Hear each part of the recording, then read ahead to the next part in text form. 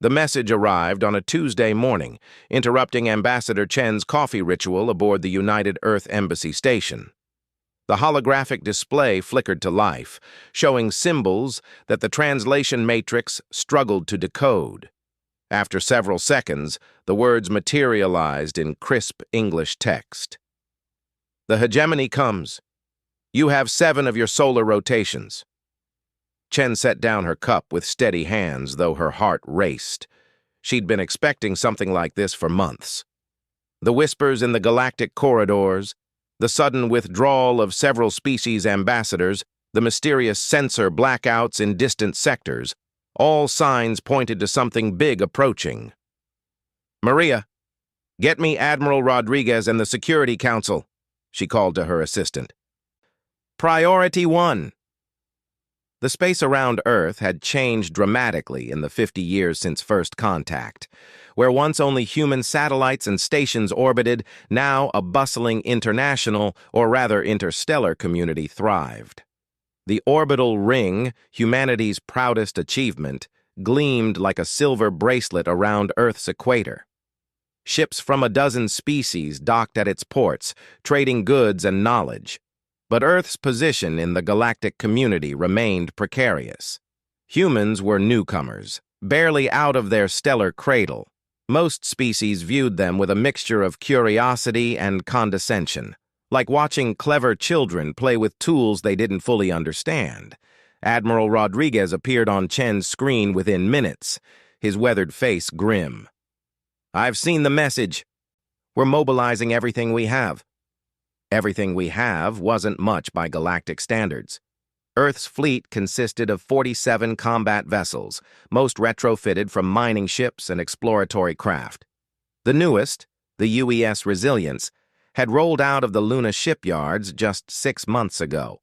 Against the hegemony, a coalition of conquest that had subjugated 30 systems, it would be like bringing knives to a plasma cannon fight. "We need allies," Chen said. "I'm calling an emergency session of the Galactic Council." Rodriguez nodded. "Do what you can diplomatically. I'll prepare for the worst." The Galactic Council convened in the neutral territory of Kepler Station, a massive structure that floated in the void between stars. Representatives from 93 spacefaring civilizations gathered in the great amphitheater, their forms as diverse as the stars themselves. The Altarians floated in their water-filled environmental suits, the crystalline Vega hummed with harmonic frequencies, and the insectoid hunters clicked their mandibles in what passed for nervous conversation. Chen stood at the speaker's podium, feeling very small and very young, both as an individual and as a representative of her species. "Honored representatives," she began, her voice carrying through the universal translators. "Earth has received a direct threat from the hegemony. They arrive in 7 days." A ripple of reaction passed through the assembly. Some representatives turned away, a gesture of dismissal. Others leaned forward with interest. Most remained carefully neutral. The Altarian ambassador spoke first, her melodious voice carrying through the water of her suit. "Earth is not a full member of this council. You have no defensive pacts, no guaranteed protections. Why should we risk the hegemony's wrath for a species that has barely achieved faster-than-light travel?" It was the response Chen had expected. Earth had been denied full membership 3 times, always for the same reasons: too young, too volatile, too unpredictable. Humans had a reputation for rushing into situations, for taking risks that other species considered insane. "Because," Chen said, straightening her shoulders, "those who stand with Earth gain allies who never yield." The Hunter ambassador chittered what their translator interpreted as laughter. Bold words from a species facing annihilation.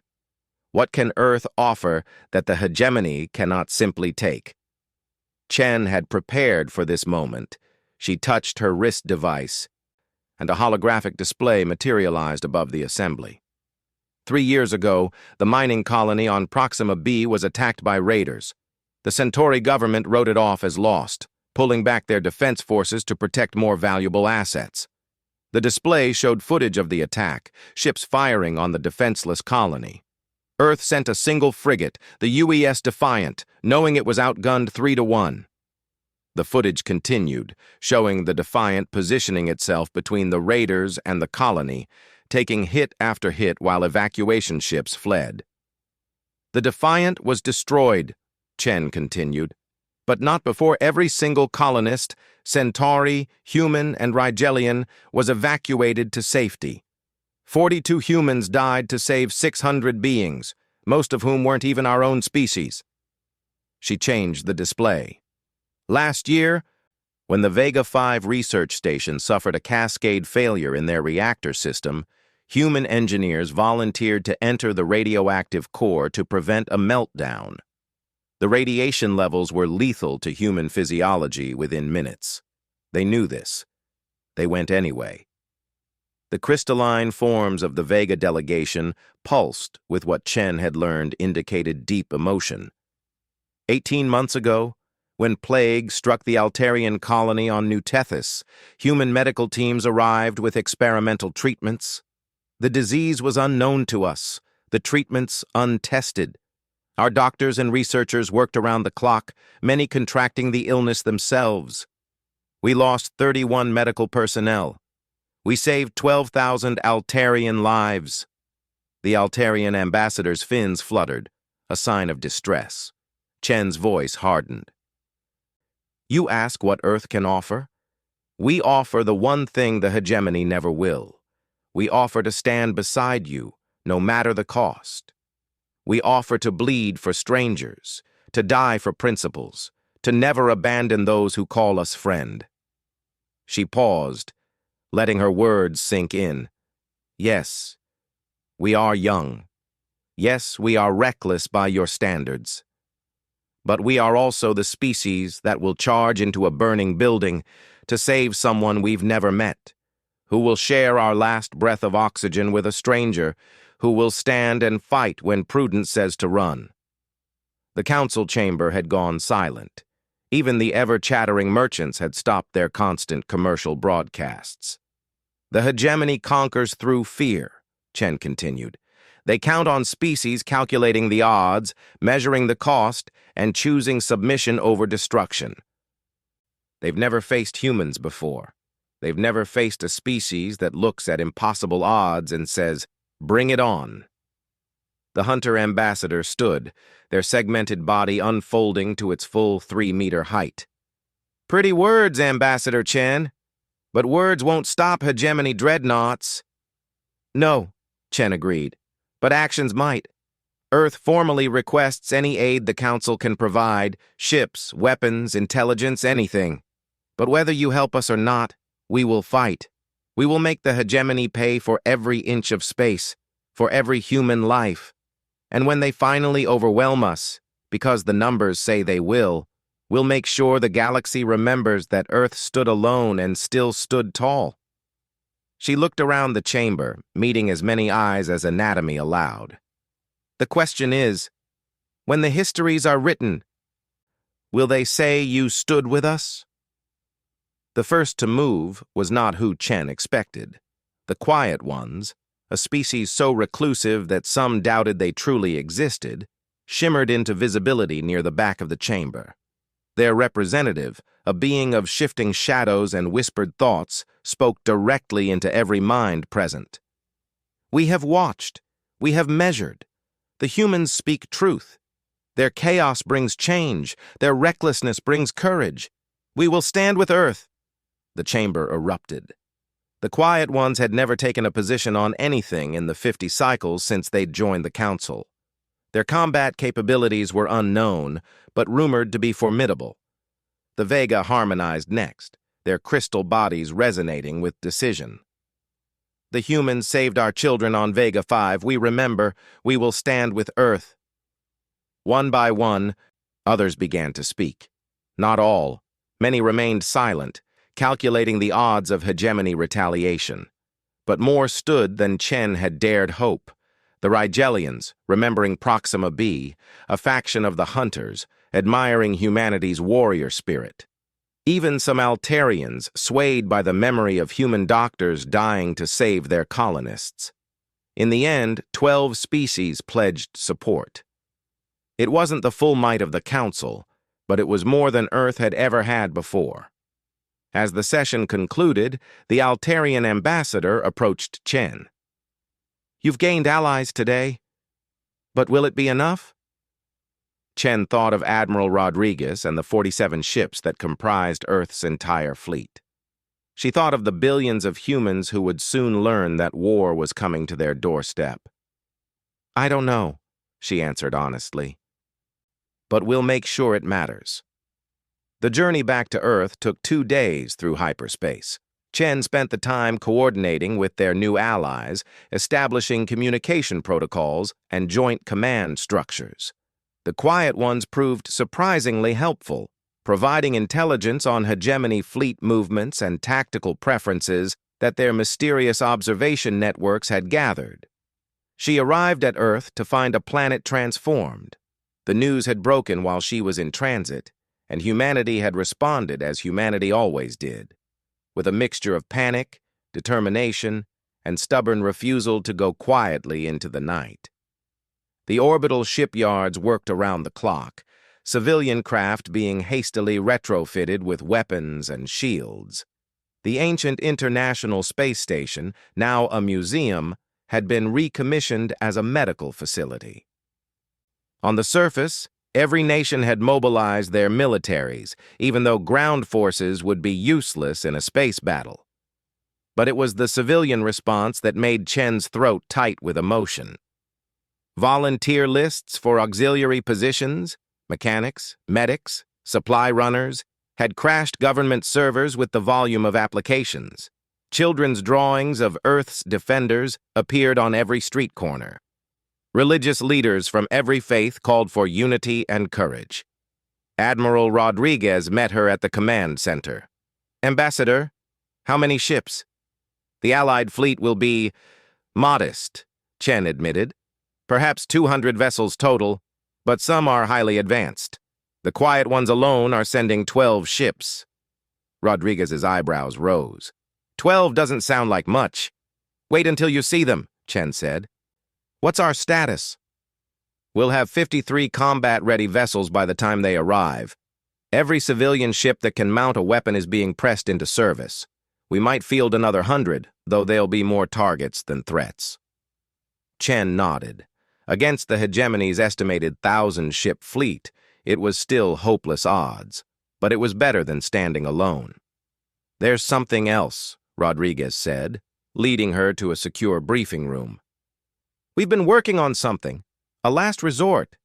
The room contained Earth's highest military officials and several scientists Chen recognized from the Advanced Projects Division. Dr. Park, the lead physicist, looked exhausted but excited. "We've been experimenting with dimensional rifts," Park explained. "The technology we gained from the Centauri trade agreements opened new possibilities. We can't create stable wormholes yet, but we can create disruptions." Chen frowned. "Disruptions?" "Imagine space-time as a fabric," Park continued. "We can't cut it cleanly, but we can tangle it. Create areas where the laws of physics become unreliable. Shields fail, weapons misfire, navigation systems go haywire. It's a weapon of absolute last resort," Rodriguez added. "The effects are unpredictable and don't discriminate between friend and foe. But if we're facing annihilation anyway..." Chen understood. It was exactly the kind of insane, dangerous plan humans were known for. "How many of these devices do we have?" 3, Park said. "Deployed at the edge of the solar system. If the hegemony breaks through everything else, we can activate them as they approach Earth." "The ultimate middle finger," someone muttered, and despite everything, Chen smiled. The days passed in a blur of preparation.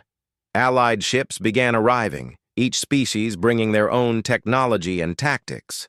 The Vega's harmonic weapons could shatter molecular bonds. The Hunters brought boarding craft and close combat specialists.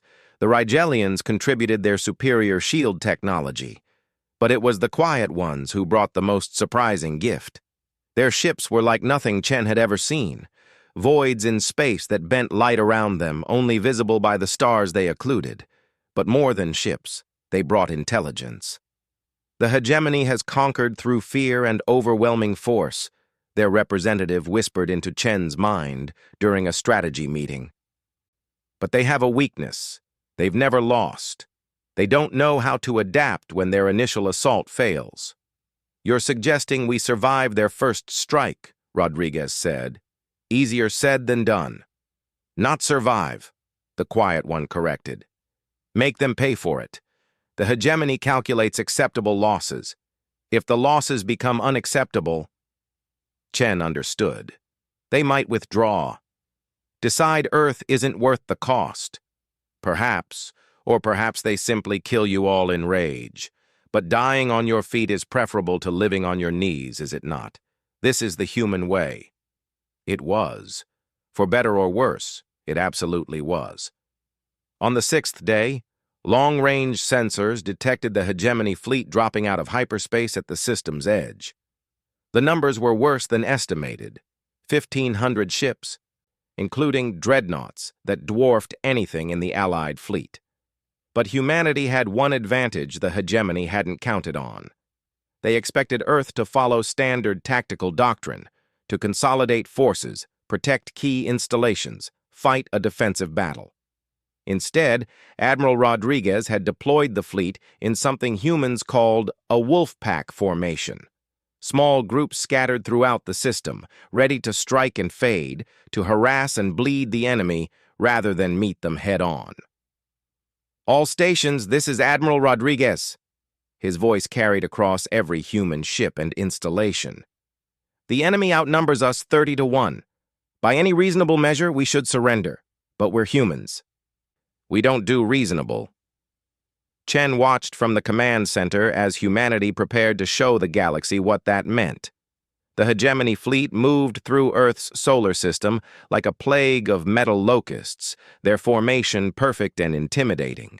Their lead dreadnought, the Subjugator, was a monument to conquered civilizations, its hull decorated with trophies from 30 fallen worlds.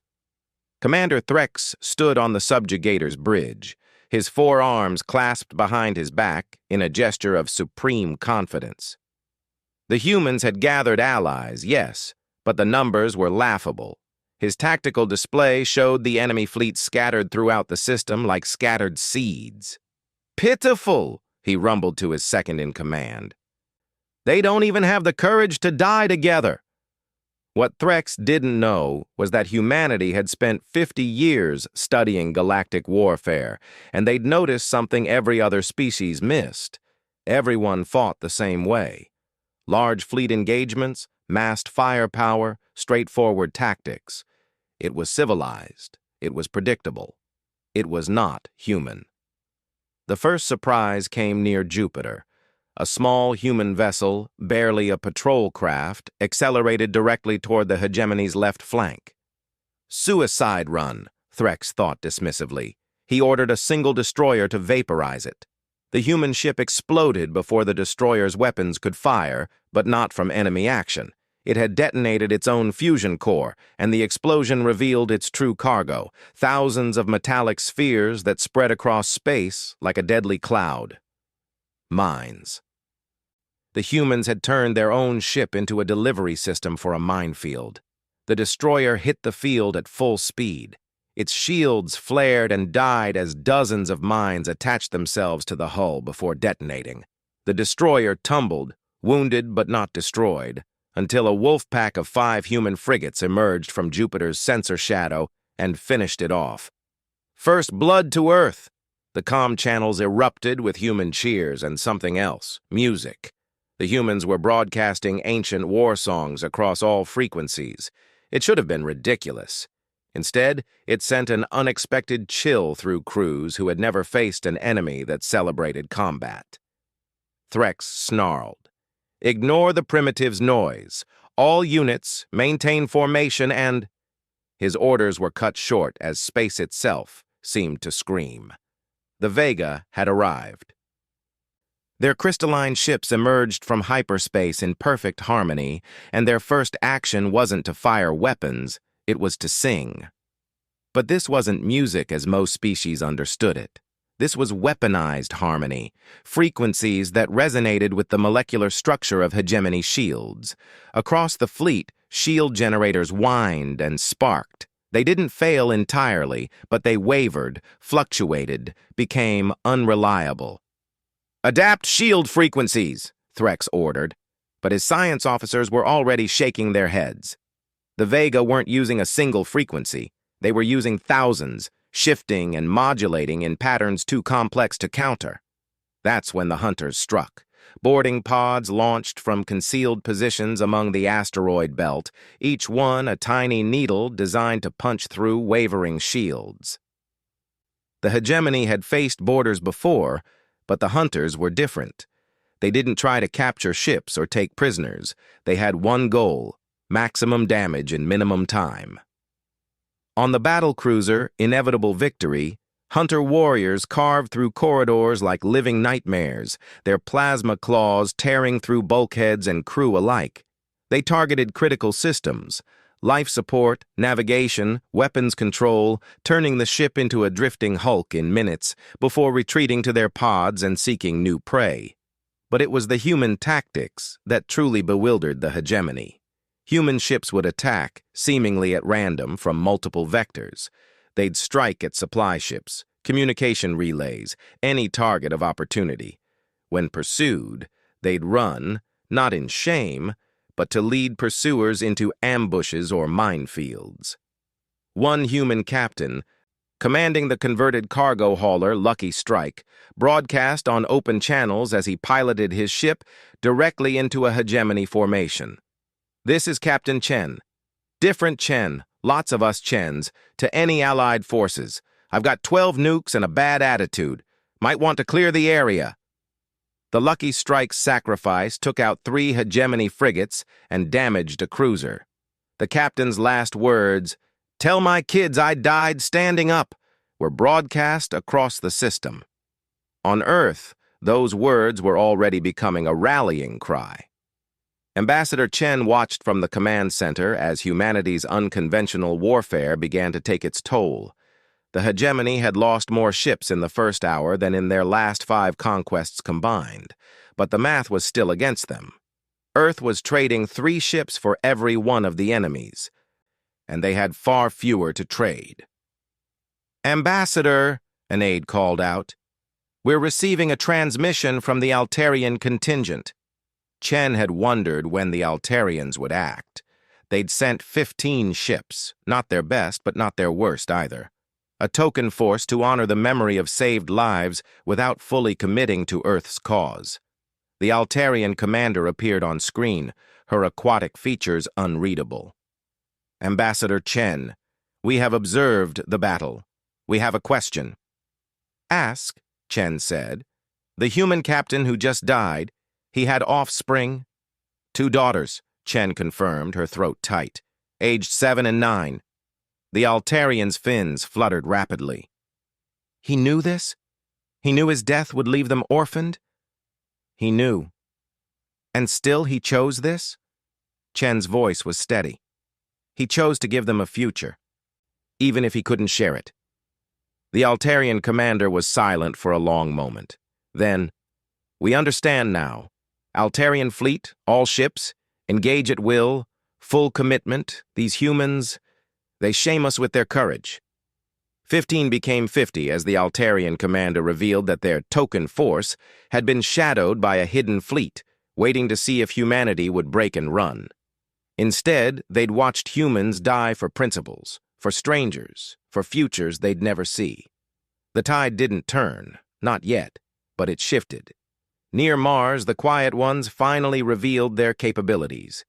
Their void ships simply appeared inside a hegemony formation, bypassing shields and defensive lines through means no sensor could detect. They didn't fire conventional weapons. Instead, they projected fields of absolute darkness that swallowed 3 dreadnoughts whole. When the darkness lifted, the ships were gone, not destroyed, just absent. "What in the seven hells are those things?" Threx demanded, but his sensors could tell him nothing. The quiet ones were living up to their name, efficient and terrifying in their silence. The battle raged for hours. Earth's moon became a fortress, its mass drivers, originally built for launching cargo, repurposed to fling asteroids at significant fractions of light speed. The old International Space Station, crewed by volunteer medical personnel from dozens of Earth nations, worked frantically to save lives from any species, human or otherwise. But the moment that would be remembered, the moment that would echo through galactic history, came when the hegemony finally broke through to Earth itself. A squadron of heavy cruisers, led by the dreadnought Worldbreaker, pushed past the defensive lines and aimed for humanity's homeworld. Their orders were simple: bombard population centers, break the human spirit, force surrender. In their path stood a single ship, the UES Resilience, Earth's newest and most powerful vessel. One ship against 12. Captain Sarah Martinez knew the odds. Her crew knew the odds. The 217 souls aboard the Resilience had no illusions about their survival.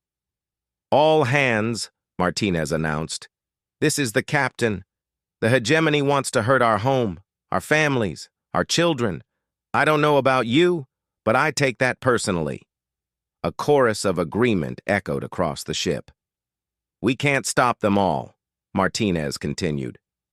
"But we can make them remember us. We can make them pay. And maybe, just maybe, we can buy our people time. All weapons free. Let's remind these bastards why humans are crazy enough to fight gods." The Resilience engaged at maximum range, her railguns and particle beams lighting space with defiance. Her fighter squadrons launched, each pilot knowing they had only enough fuel for a one-way trip. Her point defense systems blazed, creating a curtain of fire that even the hegemony had to respect. She fought like the ship's name promised, with resilience. Shields failing, she kept firing. Hull breached, she kept maneuvering. Engines damaged, she positioned herself directly in the path of the Worldbreaker's main weapon, the planet killer that could crack a continent. "You want Earth?"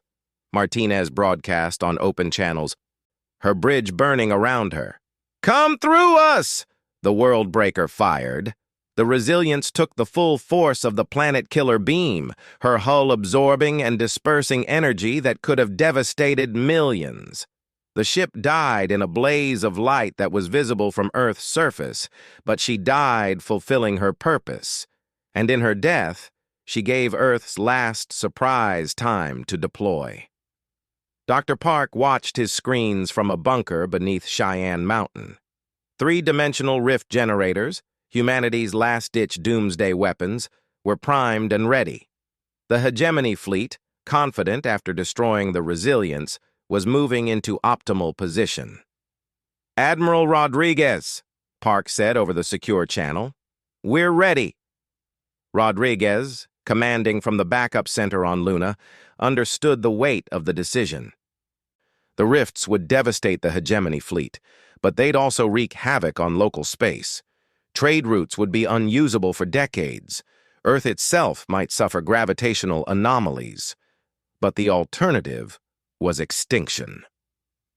"Do it," Rodriguez ordered. Park entered the activation codes with steady hands. At 3 points around the solar system, devices no larger than shipping containers awakened. They didn't explode. Explosion was too simple a word for what they did. They folded space, twisted it, made it scream. The effects were immediate and horrifying. Near the first generator, a hegemony battle group simply ceased. Not destroyed, not vaporized. The space they occupied became somewhere else, and they went with it. Where, no one would ever know. The second generator created a zone where time flowed differently. Hegemony ships entering the area aged decades in seconds, their crews dying of old age before they could react. Their ships, designed to last centuries, crumbled to ancient dust. The third generator did something worse. It created a bubble where the laws of physics simply didn't agree. Matter became energy, became matter again in endless, agonizing cycles. The screams of dying ships echoed across subspace frequencies that shouldn't have been able to carry sound. Threx watched his fleet, his invincible, overwhelming fleet, being torn apart by weapons that violated every known law of warfare. This wasn't combat. It was madness given form. "All ships retreat!" He gave the order that no hegemony commander had ever given. "Emergency jump! All vessels now!" But the rifts were spreading, their effects unpredictable. Some ships made it to hyperspace. Others found that hyperspace itself had been contaminated, spitting them out in random locations across the galaxy. Still others simply vanished, their fate a mystery that would haunt hegemony databases forever. In the end, less than 300 hegemony ships escaped Earth's system. They'd entered with 1,500, confident in overwhelming victory. They left broken, traumatized, bearing stories of humans who weaponized the fundamental forces of reality rather than surrender. But the victory, such as it was, came at a cost. Earth's defensive fleet was devastated. 37 human ships survived out of over 100 engaged. Allied losses were lighter but still significant. The dimensional rifts had rendered large sections of the outer system unusable, their effects slowly spreading like cosmic cancer. And the resilience, Earth's brightest, newest hope, was gone, along with every soul aboard her. On Earth, as the remaining hegemony ships fled, there was no celebration. Humanity had survived, but the price had been measured in heroes. Across the planet, lights dimmed for a minute of silence. In orbit, the debris of fallen ships, human and alien alike, began the slow dance of orbital decay. Ambassador Chen stood in the command center, exhausted beyond measure. They'd won, if this could be called winning. Earth still stood, but for how long? The hegemony would remember this humiliation. They'd return, eventually, with better tactics and harder hearts. "Ambassador," her aide interrupted her dark thoughts. "We're receiving multiple transmissions. High priority." Chen straightened, expecting demands for explanation about the dimensional weapons or perhaps threats of retaliation. Instead, she found herself facing a view she'd never imagined. Ship after ship was dropping out of hyperspace around Earth. Not hegemony vessels, these bore the markings of species from across the galaxy. Centauri heavy cruisers, Rigelian carriers, even species that had remained neutral or actively opposed to helping Earth.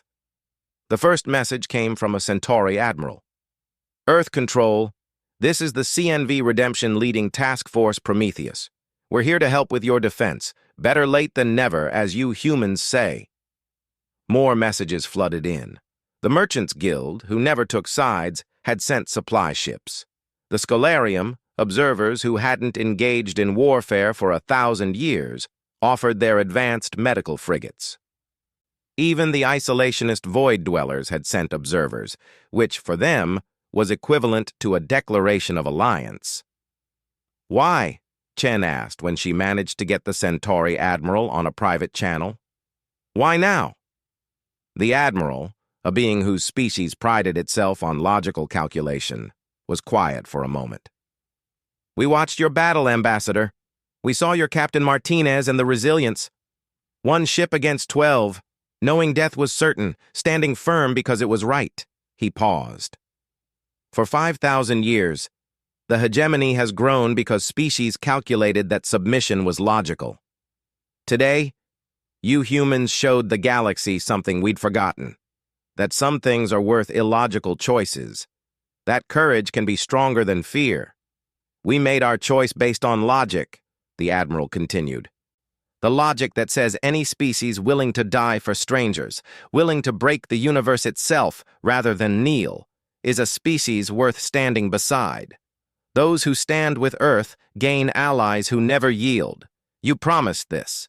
Today you proved it." Chen felt tears on her cheeks, exhaustion, grief, and now hope mixing in equal measure. The war wasn't over.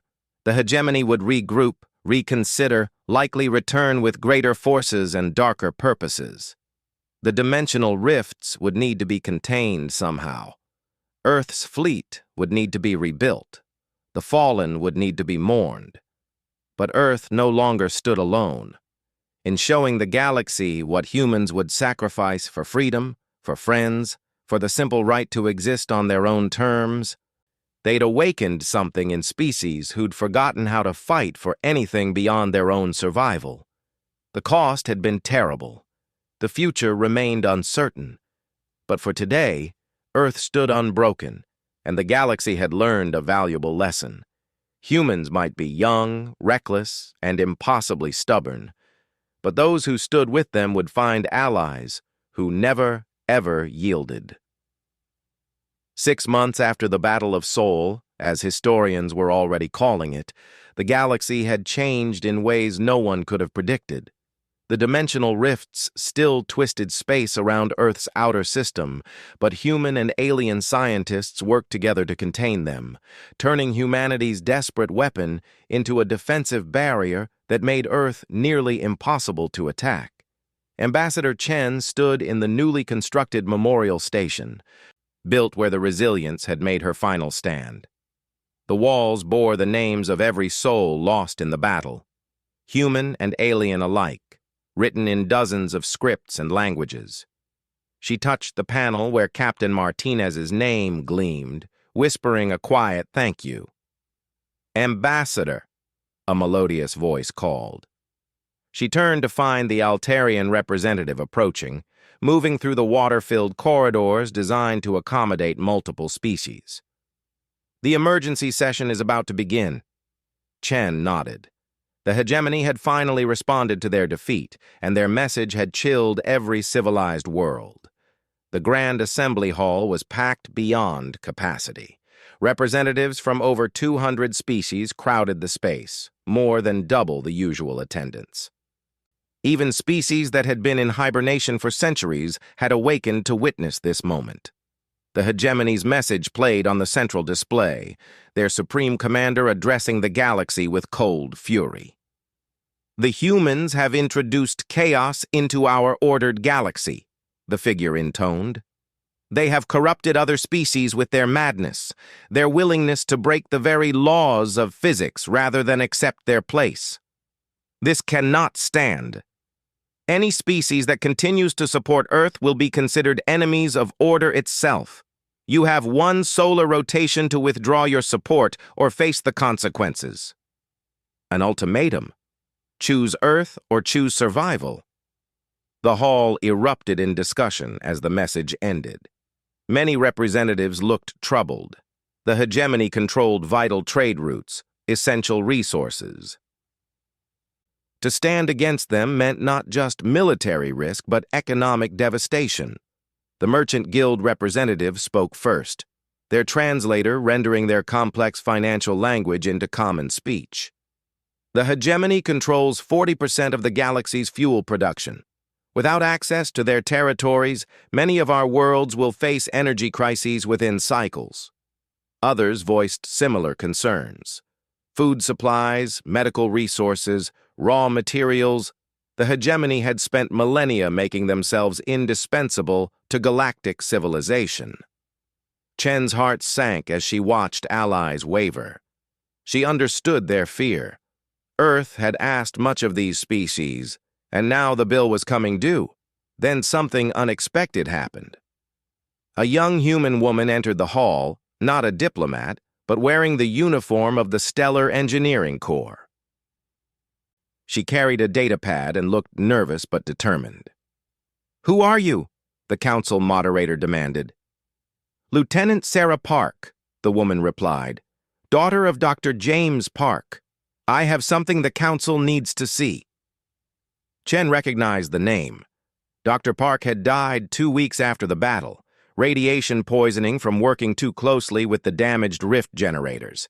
His daughter had refused evacuation from Earth during the battle, choosing instead to help in the shipyards. "My father left this for me to share if the hegemony ever threatened our allies," Sarah continued. She activated her pad, and technical schematics filled the central display. Complete plans for dimensional rift technology. But more than that, plans for something new. The schematics evolved, showing modifications, improvements, applications no one had considered. Dimensional folding can be weaponized, yes, Sarah explained, but it can also create stable corridors through space, instant transportation between any 2 points, regardless of distance, no more dependency on established hyperspace routes, no more hegemony control over travel and trade. The implications hit the assembly like a shockwave. If this worked, it would revolutionize galactic civilization. The hegemony's stranglehold on commerce would be broken overnight. My father knew this day would come, Sarah continued. He said humans might be young, but we learn fast, and we share what we learn with our friends. She looked around the room. This technology is Earth's gift to any species that stands with us. Not sold, not traded, given freely. The Vega delegate harmonized in what their species considered laughter. The hegemony threatens to cut us off from trade routes, and Earth responds by making trade routes obsolete. How perfectly human. But Chen knew technology alone wouldn't be enough. The hegemony had ships, soldiers, the will to use them. Earth's grand gesture might change the future, but they had to survive the present first. That's when the quiet ones revealed their hand. Their representative materialized at the speaker's podium without warning, causing several delegates to jump. We have watched the hegemony for longer than most of you have existed, they whispered into every mind. We know their truth. Would you hear it? Silence greeted the question. The quiet ones never shared information without purpose. Show us, Chen said. Reality flickered, and suddenly the assembly was elsewhere. Or rather, elsewhen. They were witnessing a memory, pulled from the depths of quiet one observation. A planet burned beneath hegemony ships. Its people, insectoid, peaceful, advanced, pleaded for mercy. They offered surrender, subjugation, anything to save their children. The hegemony responded by increasing the bombardment. The sorrow of Kepler 442b, the quiet one narrated. Extinct now for 800 cycles. They submitted completely, gave the hegemony everything asked. It wasn't enough. It's never enough. The vision shifted. Another world, another species, another extinction despite total surrender. The hegemony doesn't conquer to rule, the quiet one continued. They conquer to erase. Each species that submits completely eventually faces the same fate. Extinction. Their resources absorbed, their uniqueness eliminated. Only those who maintain some defiance, some kernel of resistance, survive as vassals. More visions flowed. World after world, species after species.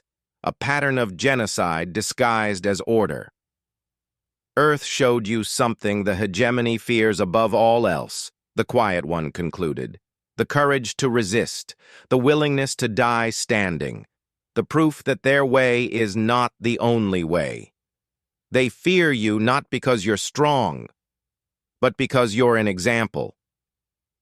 The visions ended, leaving the assembly in stunned silence.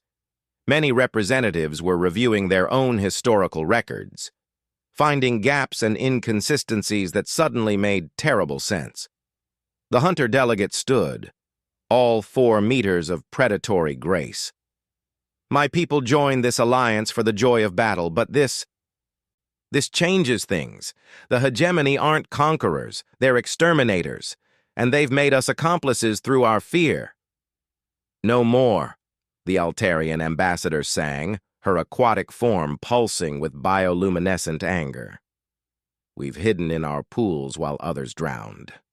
No more. One by one, representatives stood. Not just Earth's allies, but species that had remained neutral, even some that had previously supported the hegemony. The revelation of systematic genocide had broken something, or perhaps awakened something long dormant. The humans showed us courage, the Centauri admiral said. Now let us show them loyalty. The vote, when it came, was overwhelming. 173 species formally allied with Earth. 37 more declared neutrality, but offered humanitarian support. Only 12 sided with the hegemony, and most of those were already essentially puppet states. Earth had done more than survive. They'd sparked a revolution.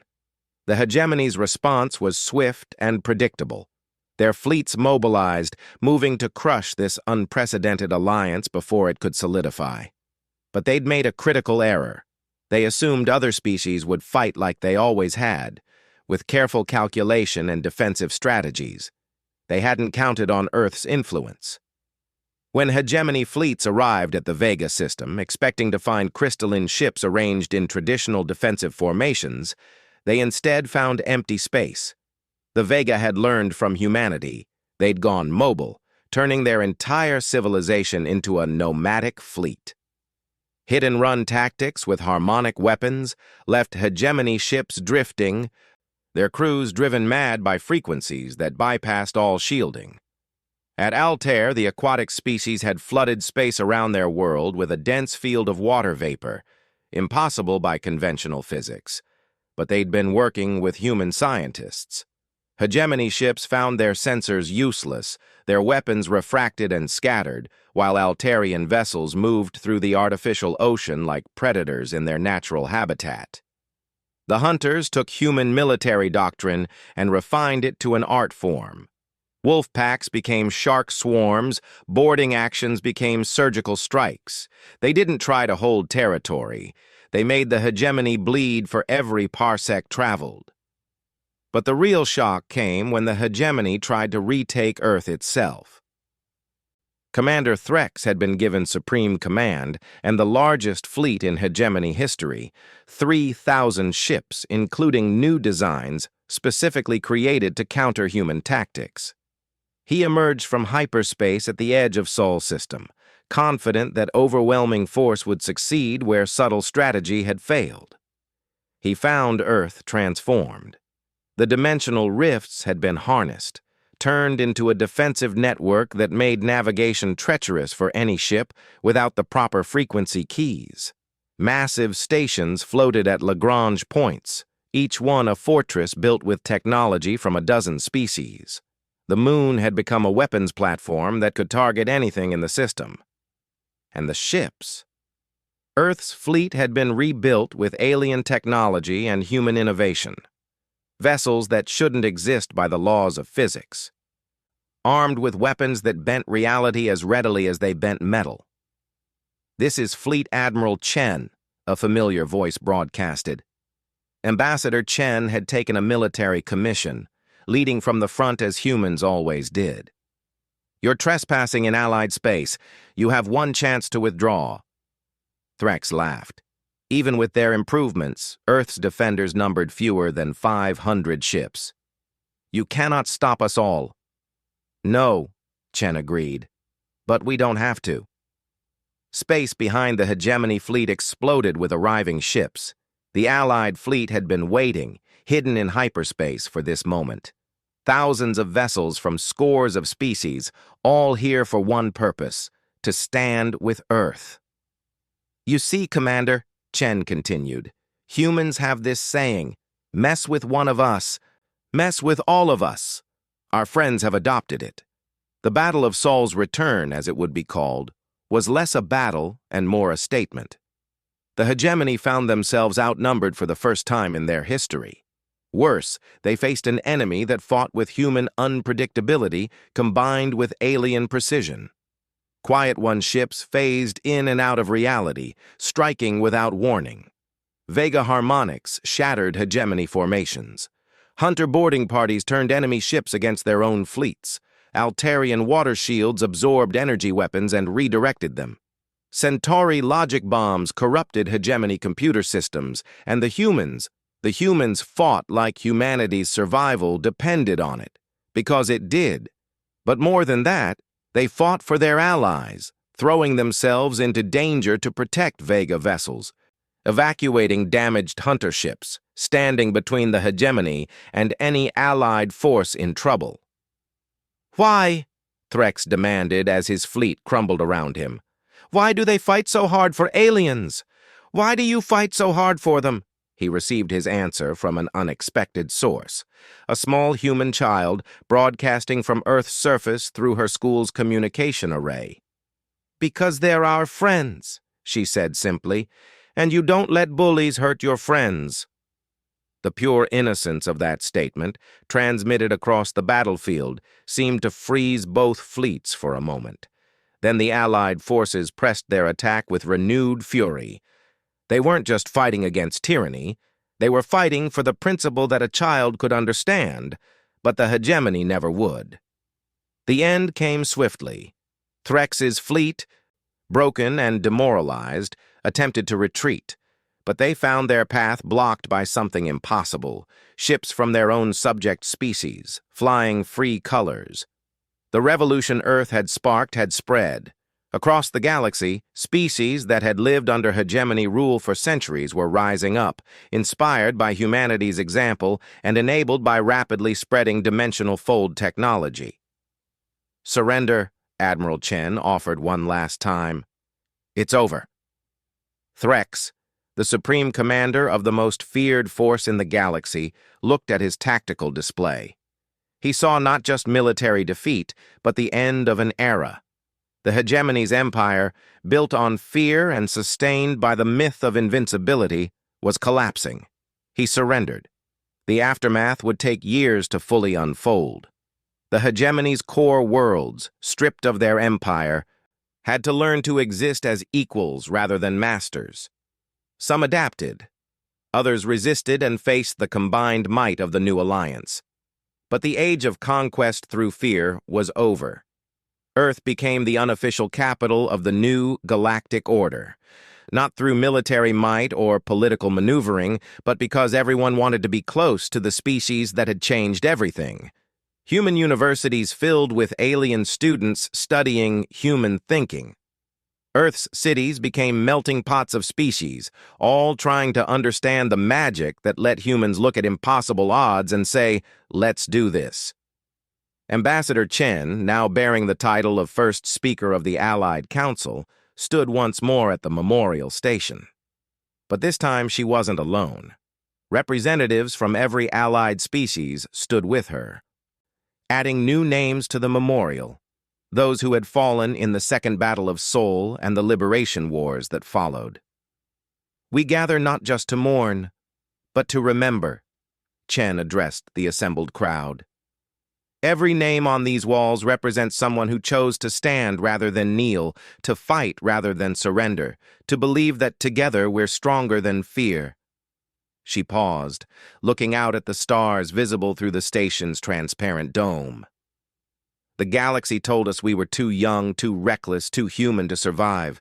Maybe they were right about the first two, but being human isn't about our species. It's about choosing courage over safety, friends over comfort, and never, ever giving up." The crowd, human and alien alike, erupted in cheers. Later, in a quiet moment, Chen found herself approached by the Quiet One representative. "We've watched many species rise and fall," they whispered into her mind. "We've seen empires built on strength crumble to dust. But Earth has built something different. Do you know what?" Chen shook her head. "Hope," the Quiet One said simply. "For the first time in 10,000 cycles, the galaxy has hope. Your species didn't just defeat the hegemony. You showed every species that they could be more than they believed possible. That's why those who stand with Earth gain allies who never yield, because you taught us all how to stand." As Chen watched the stars, ships from 100 worlds coming and going freely through dimensional gates that Earth had given freely, she smiled. Humanity had paid a terrible price to reach for the stars, but in reaching, they'd pulled the entire galaxy up with them. The message had spread from one end of inhabited space to the other, carried by grateful voices in 1,000 languages. Stand with Earth, and you stand with those who will never abandon you. Fight beside humanity, and discover what it means to truly live. And in classrooms across the galaxy, young beings of every species learned the lesson of the Battle of Seoul. Sometimes, the smallest voice saying no to tyranny can become a roar that reshapes the universe. Earth had wanted to explore the stars. Instead, they'd freed them. Those who stood with Earth had indeed gained allies who never yielded.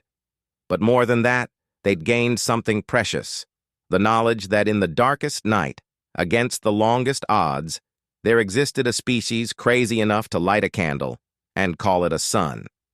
And sometimes, that's all the light the universe needs.